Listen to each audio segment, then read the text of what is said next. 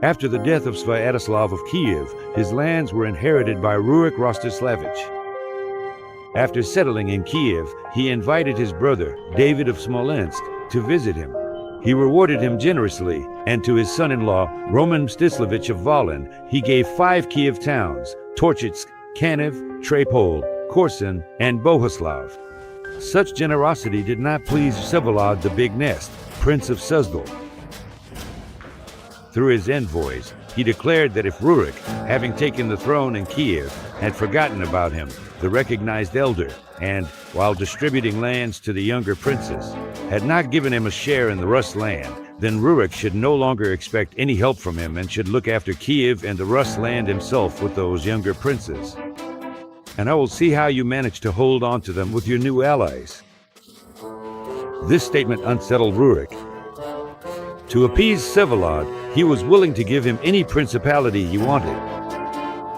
But Vsevolod wanted none except the one Rurik had given to Roman.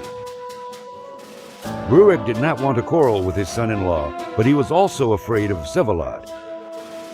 However, Roman Mstyslavych agreed to give in. Vsevolod had to pretend to be satisfied, but in reality, he did not abandon his intention to sow discord among the Ukrainian princes. After receiving the town of Horady from Roman, he immediately handed over the most important one to his son-in-law, Rostislav Rurikovich. Roman thought that his father-in-law had just put on a show with Vsevolod in order to hand over the town to his own son. And, having come to hate his father-in-law with all his might, with whom he had lived so well until now, he decided to take revenge. He began to prepare for war. As for Rurik, he had to ask Vsevolod for help. To secure the support of the Poles as well, Roman helped the sons of Casimir just in their conflict against their uncle Mieszko. In the Battle of Mozgowa, Roman played perhaps the most important role, but he paid a high price for it. His army was defeated, and he himself was wounded. After returning from Poland, Roman no longer had the strength for a major war and decided to make peace with Friary. With the mediation of the Metropolitan, he received not only forgiveness from Rurik, but also a domain in the Kyiv region. In the fall of 1195, Vsevolod persuaded Rurik and his brother David of Smolensk to turn against the Algovichi. Together, they demanded that the princes of Chernihiv forever renounce their claims to the Kyiv throne and be content with the lands on the left bank. The Algovichi did not accept this demand.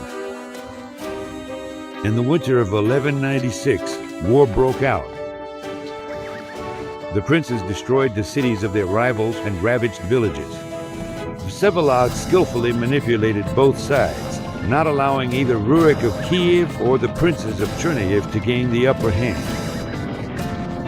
The Prince of Suzdal only had to wait a little longer for the discord he had sown to grow and bear fruit.